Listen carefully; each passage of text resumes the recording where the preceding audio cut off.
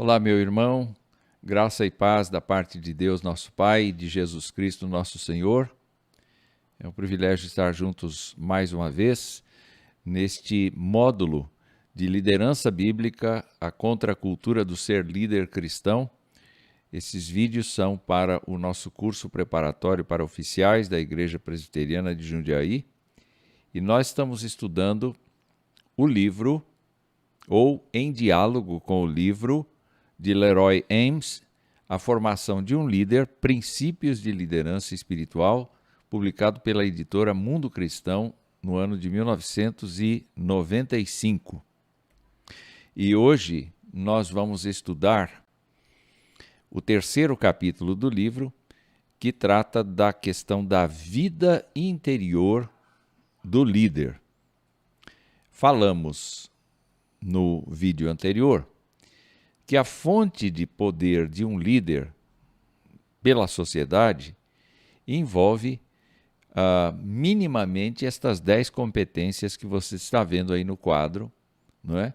Inteligência emocional, empatia, inspiração, saber dar, receber feedbacks, tomar decisões baseadas em dados e percepções, saber resolver conflitos, saber se comunicar, ter poder de persuasão, ser curioso, estar por dentro das tendências.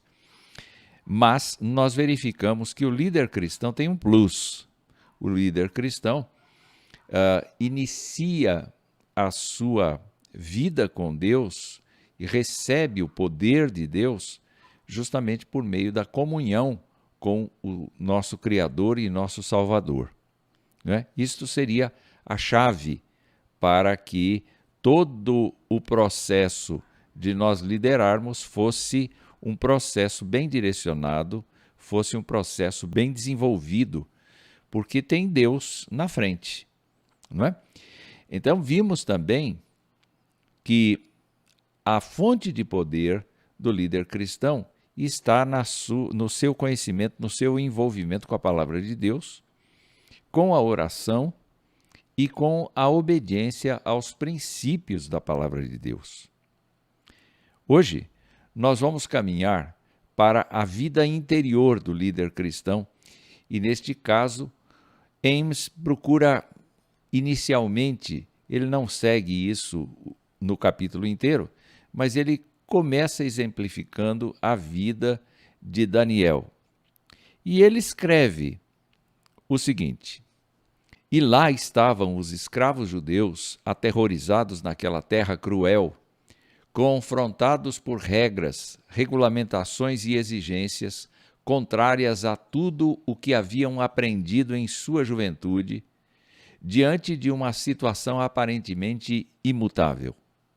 E eis que um dentre eles galgou uma posição de poder e autoridade em um império cheio de violência, superstição e adoração a falsos deuses. Durante os anos de cativeiro, esse homem seria convocado por reis pagãos para servir no cargo estratégico mais elevado do país. Seria um conselheiro do rei. O mais extraordinário de tudo é que ele era um homem de princípios rígidos que adorava ao Deus vivo e verdadeiro. E Ames conclui: podemos aprender muito examinando a vida deste líder notável. Você pode ver aí, do lado, que nós temos algumas gravuras que exemplificam os tempos da vida de Daniel. Primeiro de tudo, um exilado nobre, não é? Da corte, um príncipe. Entretanto, aqui, na condição de escravo e sendo submetido a um cardápio do rei. Ele se recusa a passar por esse cardápio. E, pela graça de Deus, ele prova que a sua alimentação é mais eficiente, é mais eficaz do que a alimentação da mesa do rei. Depois, ele é convocado pelo rei para interpretar sonhos. E ele faz isto com muita maestria, reconhecendo que Deus havia feito o grande trabalho e não ele. Depois disso, nós o vemos costumeiramente invocando a Deus 3 vezes ao dia, como se nada estivesse mais acontecendo. Ele precisava desse tempo com Deus e, por conta disto, Deus lhe mostrava como ele devia se comportar na corte. E a quarta gravura fala justamente daquele momento difícil da vida de Daniel, em que ele foi acusado injustamente de trair o rei e foi jogado na cova dos leões. E, para surpresa de todos, ele foi protegido, amparado por Deus e não sofreu nenhum ataque dos leões. Pelo contrário, ele saiu vivo e saiu vitorioso das acusações que foram feitas contra ele. Qualidade básica da vida interior é a pureza de vida, que a gente vai chamar aqui de santidade. Uma pessoa pura, na verdade, é uma pessoa que está separada para ser uma serva de Deus. E, naturalmente, a contracultura de ser líder cristão é exatamente esta. Não importa onde a gente exerça a nossa liderança, nós precisamos ser pessoas separadas para a glória de Deus, porque é para esta finalidade que nós viemos ao mundo, não é? Como cristãos, nós temos a visão de que podemos ser líderes em qualquer parte, na igreja, fora da igreja, mas devemos ter qualidades básicas de vida interior que sejam fundamentais. Ames verifica que o fato de Daniel não querer se misturar, ou não querer misturar a sua alimentação com a alimentação da mesa real, é um ato de separação, é um ato de consagração de si mesmo. Então, ele invoca aqui o pensamento do apóstolo Paulo, que está na sua tela aqui agora, que diz assim: não se ponham em julgo desigual com os descrentes. Como pode a justiça ser parceira da maldade? Como pode a luz conviver com as trevas? Que harmonia pode haver entre Cristo e o diabo? Como alguém que crê pode se ligar a quem não crê? E que união pode haver entre o templo de Deus e os ídolos? Pois somos o templo do Deus vivo. E mais, como ele próprio disse: habitarei e andarei no meio deles, serei o seu Deus e eles serão o meu povo. Portanto, afastem-se e separem-se deles, diz o Senhor. Não toquem em coisas impuras e eu os receberei. Isso está em 2 Coríntios capítulo 6. Eu fiz destaque de algumas partes aqui que Ames trabalha no seu capítulo, que são importantes para vermos aqui. A primeira coisa, ele faz 5 perguntas. Paulo faz 5 perguntas e ele coloca coisas em oposição. Então vamos lá. Na contracultura do líder cristão, ele vive debaixo da justiça divina. Mas ele tem o direito de ser parceiro da maldade? Ele está vinculado à luz de Deus. É o caso de conviver com as trevas? Ele está vinculado a Jesus Cristo. É certo dar lugar ao diabo? Há uma fé para ser trabalhada, há uma fé que nós desenvolvemos. Há uma fé que Deus nos concede para que nós efetivamente vivamos em harmonia com Ele. É possível colocar esta fé ligada a alguém ou alguma situação em que a fé é dispensável?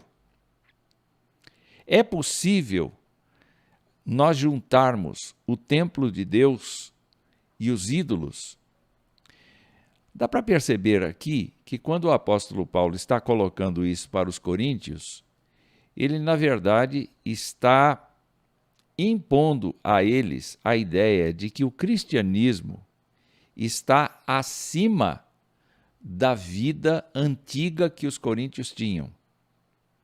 E não é interessante, não é direito, não é certo os coríntios adquirirem esta postura carnal de tentarem viver nos dois mundos. O líder cristão, portanto, precisa trabalhar a sua santidade, precisa trabalhar a sua conduta interna, precisa pensar que ele está vinculado a Deus e por conta destas coisas, a maldade, ainda que ele pratique a maldade por ser uma pessoa pecadora, enquanto é justa, é também pecadora, mas o líder cristão precisa saber que ele não pode conviver com a maldade, aceitar a maldade como parceira. Ele não pode aceitar que as trevas sejam o critério pelo qual o seu homem interior seja pautado. E assim vai.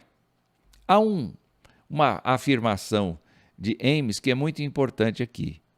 Se o líder cristão tenta vender uma imagem exterior sem consistência interior de pureza e santidade diante de Deus, um dia uma prova revelará seu verdadeiro caráter e natureza. Assim sendo, o líder precisa viver uma vida pura. Eu queria fazer uma diferença entre o líder que fracassa num ponto, se arrepende do seu erro e volta atrás, e fazer distinção daquele líder que tentou disfarçar o tempo todo uma coisa que ele não era. E aí, então, o próprio Deus se encarrega de revelar o seu fracasso. Tá? Bom, ainda falando de pureza de vida, o apóstolo Paulo trabalha esta ideia mais um pouco. E ele diz assim: o alicerce sólido de Deus permanece firme com esta inscrição: o Senhor conhece quem pertence a Ele, e todos que pertencem ao Senhor devem se afastar do mal. Portanto, o apóstolo está estabelecendo aí esta inscrição. Deus conhece a cada um de nós, e cada um de nós deve se afastar da maldade, deve crescer em santidade. Ocorre que isto o apóstolo Paulo traz do Antigo Testamento. E aí ele usa uma figura muito interessante, dizendo que numa casa grande, alguns utensílios são de ouro e de prata e outros de madeira e de barro. Os utensílios de maior valor são reservados para ocasiões especiais e os de menos valor para uso diário. O que isto significa nesta ilustração que ele dá?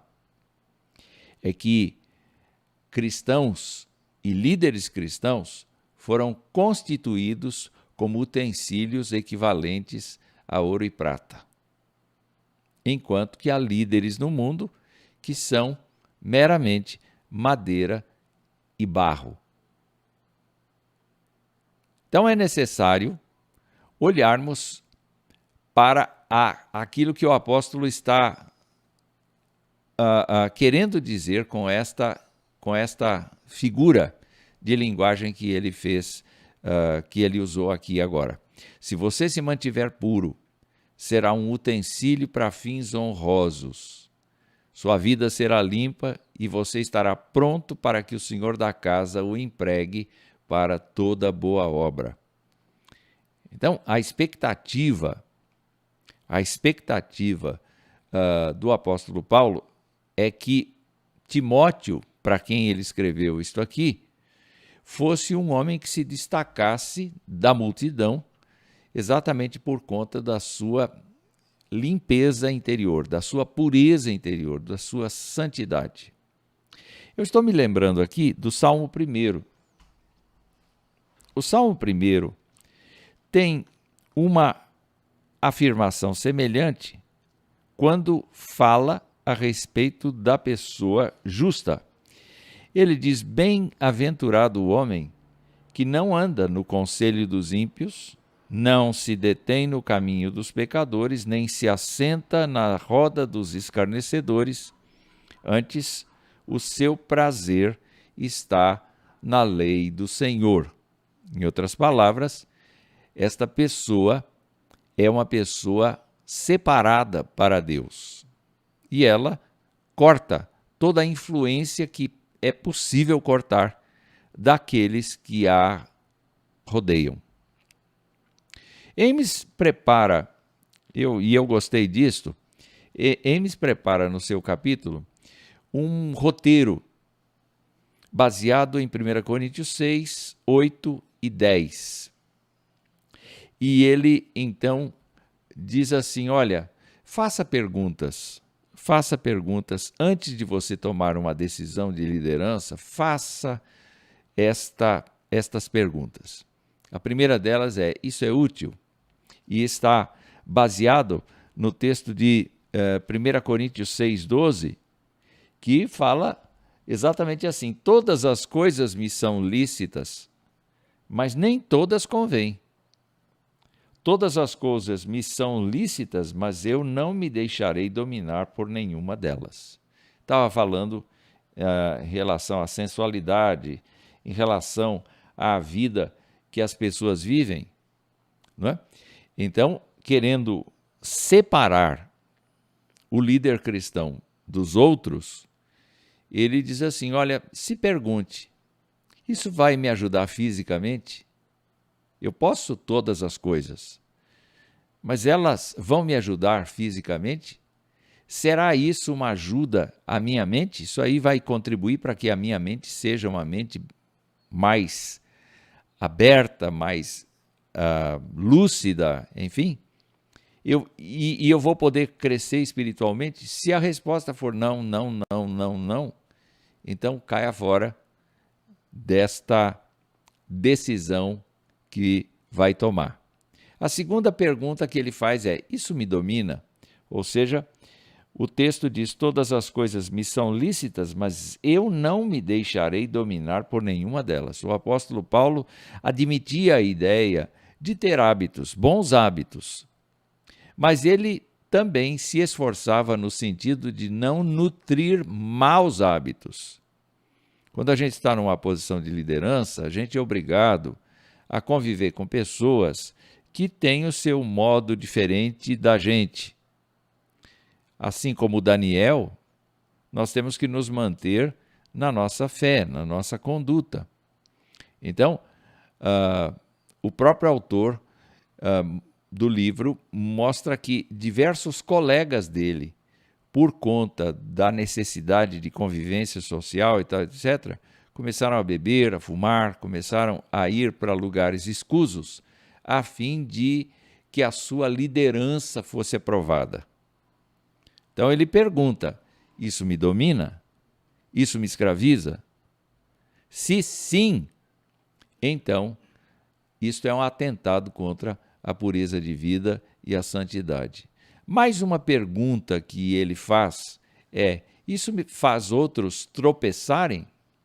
E ele está baseando a sua fala no capítulo 8 de 1 Coríntios, versos 12 e 13. Ele diz assim: e deste modo, pecando contra os irmãos, golpeando-lhe a consciência fraca, é contra Cristo que pecais. E por isso, se a comida serve de escândalo a meu irmão, nunca mais comerei carne para que não venha a escandalizá-lo. Em outras palavras, o líder se preocupa em não destruir os seus liderados. Então, Ames diz assim: é importante você fazer essa pergunta antes de tomar uma decisão. Isso faz outros tropeçarem?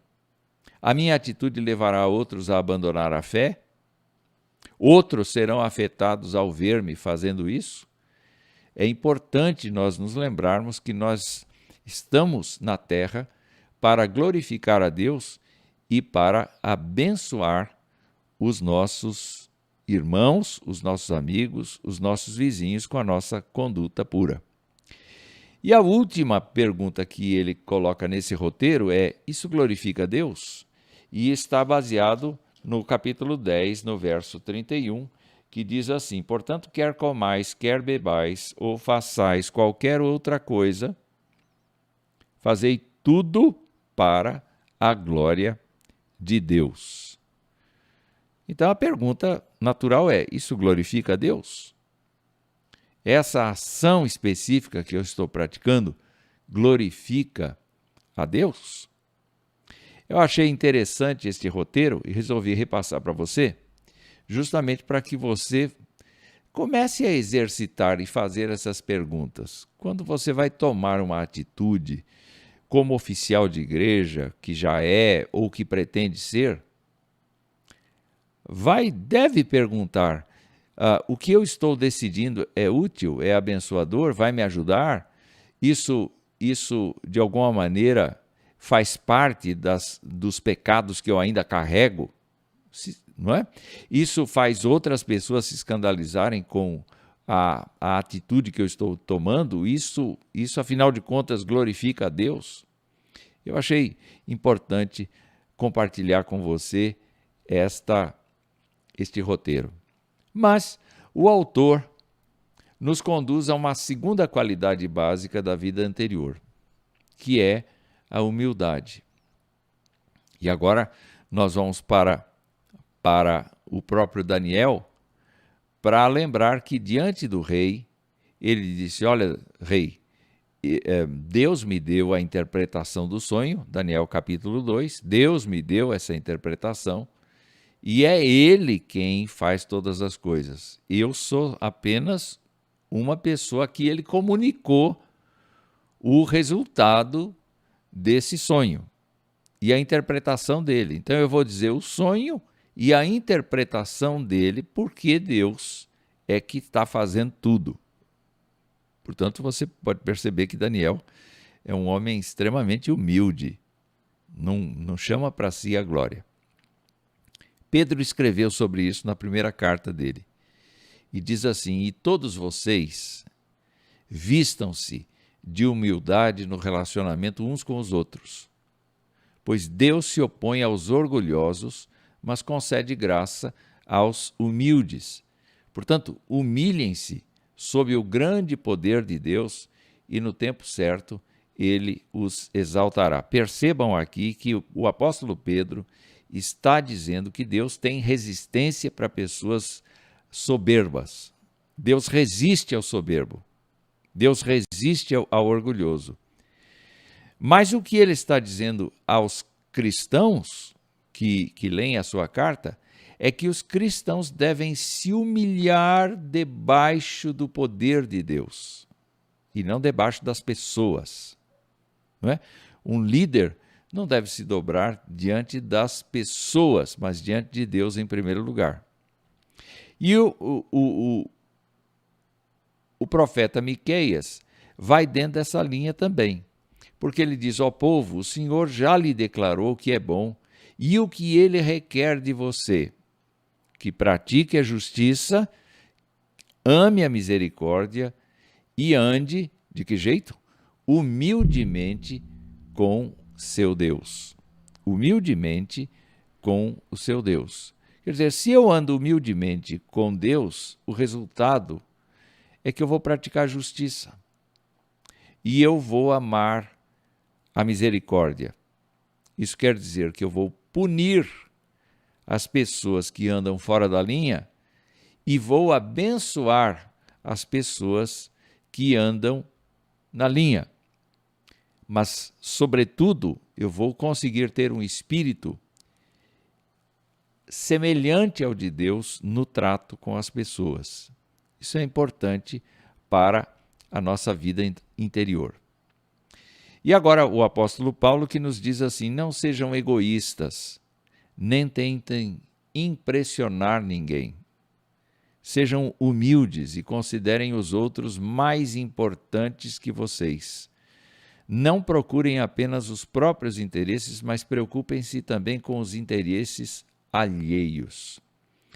E neste caso, olhando para a carta aos Filipenses, o que a gente encontra é a recomendação de que nós não somos capacho dos outros, mas nós olhamos o valor das pessoas, nós procuramos descobrir o valor que as pessoas têm. Muitas das pessoas que nós lideramos têm maior capacidade do que a gente, nós devemos saber disto e não temer isto, porque nós estamos numa posição de liderança. Entretanto, Paulo insiste no fato de que a gente não deve sair por aí procurando o nosso bem-estar, procurando agir com ganância em benefício próprio, coisa que a gente vê na sociedade com fartura, a gente não deve ver dentro do campo da liderança cristã. Não é? Trazendo aqui um texto do Ames, ele diz assim: quando você olha só para si mesmo, torna-se insensível às necessidades alheias, acaba passando a vida machucando, ofendendo, usando e abusando dos outros, talvez sem nem sequer ter consciência. Observo essa atitude na vida de pessoas em posição de liderança e é trágico assistir ao seu declínio. Ele ainda fala um pouco mais. Ele diz: um espírito soberbo, portanto, é mortalmente perigoso para os líderes. Ele mata sua eficiência para Deus, pois gera duas terríveis doenças na alma. A primeira é a ignorância. O orgulho torna a pessoa autossuficiente e intocável e fecha seus olhos para as próprias necessidades, levando-a a ignorar bons conselhos e recomendações de outros. A gente vê líderes assim, que não deixam o liderado falar, que quando o liderado resiste a uma ordem de maneira sensata, de maneira lógica, esse líder perde a calma, porque o mundo dele é o que decide todas as coisas. E cá para nós sabemos que nenhum de nós é dono da verdade integralmente. Cada um de nós precisa de conselheiros, cada um de nós precisa de ajuda. E nós não podemos ser ignorantes ao ponto de achar que nós sabemos de tudo, nós temos tudo, nós estamos completos. A segunda doença causada pelo orgulho é a insegurança. Líderes com os olhos sobre si mesmos têm uma preocupação excessiva sobre o que os outros pensam sobre eles. Essa é uma constatação que o nosso autor fez ao examinar vários líderes com os quais ele convivia. E eu percebo a mesma coisa, eu sinto a mesma coisa no meu cotidiano. Toda vez que a gente depende do respaldo de outros, da opinião de outros e fica ansioso por saber o que é que os outros estão pensando do nosso trabalho, na verdade, o que nós estamos revelando é insegurança. É insegurança. Agora, vamos lá. De um lado, Ames está nos avisando de que nós podemos correr o risco de a nossa soberba nos levar a nos isolarmos em relação aos outros e não escutarmos o que eles estão dizendo. Isso é mau. Isso é doentio. E do outro lado, Ames está falando de gente que lidera, mas dá um passo e já pergunta como é que foi aquele passo. Na verdade, não exibe coragem. Ora, quando nós olhamos para Daniel, nós verificamos que Daniel foi muito corajoso. Ele disse: olha, o sonho e a interpretação do sonho foi Deus quem deu.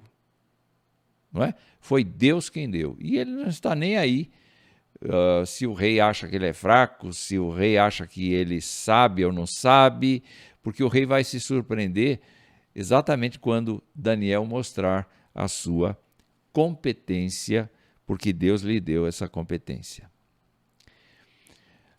Nós temos ainda um testemunho do apóstolo Paulo que foi dado aos coríntios, que é muito importante nesta hora a respeito de humildade. Ele diz assim: ainda que eu tenha recebido revelações tão maravilhosas, não é? Portanto, para evitar que eu me tornasse arrogante, foi-me dado um espinho na carne, um mensageiro de Satanás para me atormentar e impedir qualquer arrogância. Em 3 ocasiões, supliquei ao Senhor que o removesse, mas ele disse: minha graça é tudo de que você precisa. Meu poder opera melhor na fraqueza. Então Paulo diz assim aos coríntios: portanto, agora fico feliz de me orgulhar de minhas fraquezas. Isso é humildade. A humildade é reconhecer que nós somos pó. É reconhecer que nós somos pequenos, é reconhecer que se alguma coisa grande sai da nossa liderança, é porque Deus fez, porque nós mesmos não temos nada. Então ele diz assim: agora fico feliz de me orgulhar de minhas fraquezas, para que o poder de Deus opere por meu intermédio. Não sou eu que fiz, foi Deus. Isso tem muito mais relevância do dizer, fui eu que fiz.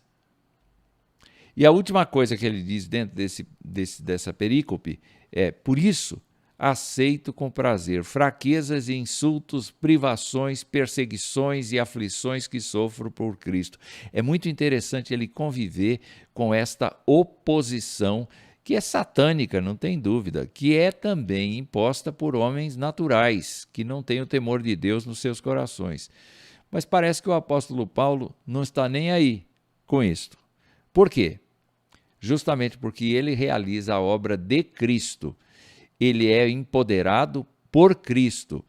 No seu interior, ele sabe que ele é o pior dos pecadores. No seu interior, ele sabe que está salvo unicamente pela graça de Deus. E sabe que se a sua obra permanece, é porque Deus fez a obra e não ele próprio. Então, ele conclui: quando sou fraco, então é que sou forte. Você é fraco ou forte? Eu sou fraco ou forte?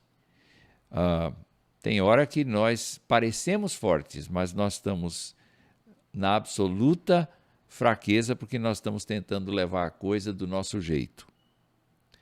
Mas quando nós nos sentimos incapazes e pedimos socorro a Deus para nos ajudar, e a coisa sai, tenha certeza de que foi Deus que nos conduziu. E isto é que permanece. Então, vamos partir para a terceira e última qualidade básica da vida interior que Amos aponta no seu capítulo, que é a questão de fé. E ele evocou aqui Hebreus 11:6 para dizer: sem fé é impossível agradar a Deus. Quem deseja se aproximar de Deus deve crer que ele existe e que recompensa aqueles que o buscam. Então, não dá para um líder cristão viver sem uma convicção profunda do seu relacionamento com Deus. A fé não significa apenas convicção. A fé significa procedimento, significa comprometimento, fidelidade. Então, sem fidelidade é impossível agradar a Deus. Quem deseja estar junto a Deus deve crer que Ele existe e deve crer sem pestanejar de que a recompensa vem dele. E neste caso, então, Amos aponta algumas coisas que eu quero lembrar aqui a você. Bom, o que significa ter fé? Amos coloca em outra ordem, mas eu resolvi colocar este item em primeiro lugar. Significa crer que Deus é absolutamente confiável. Então, o Salmo 119 vai dizer: Tu, Senhor, és justo e imparciais são os teus estatutos. Teus preceitos são perfeitos, de todo confiáveis. Qual é o pressuposto aqui? O pressuposto é que Deus não muda, o que Ele falou, Ele vai fazer. O que Ele quer que a gente faça, Ele não muda de ideia, Ele vai continuar querendo aquilo, não é? Por exemplo, eu lembro de Jesus dizendo aos discípulos: não foram vocês que escolheram a mim, eu escolhi vocês. E escolhi para que vão e deem fruto, e o fruto permaneça, a fim de que tudo quanto vocês pedirem ao Pai, Ele vos conceda. Dá para perceber que essa é uma palavra inteiramente confiável? Se nós agirmos exatamente como Jesus Cristo prescreveu ali, nós vamos ter vitórias nas ações que fizermos em nome de Deus, e nós vamos ter vitória na oração. Então é necessário que a gente tenha essa convicção bem enraizada, arraigada no nosso interior, não é? A segunda palavra que Ames levanta é que fé significa crer que Deus proverá. E o apóstolo Paulo dizia isto: e esse mesmo Deus que cuida de mim, lhe suprirá todas as necessidades por meio das riquezas gloriosas que nos foram dadas em Cristo Jesus. O apóstolo Paulo tinha absoluta convicção de que nas horas mais difíceis, mais complexas, Deus se apresentaria e Deus daria a direção necessária para uma tomada de posição. E eu quero dizer que, como líder cristão, você não pode abrir mão disso. Você precisa, se em primeiro lugar, você precisa entender que Deus é absolutamente confiável, em segundo lugar, você precisa crer que Deus vai prover aquilo que é necessário para que você lidere bem. A terceira palavra é que fé significa crer que o que fizermos para Deus prosperará.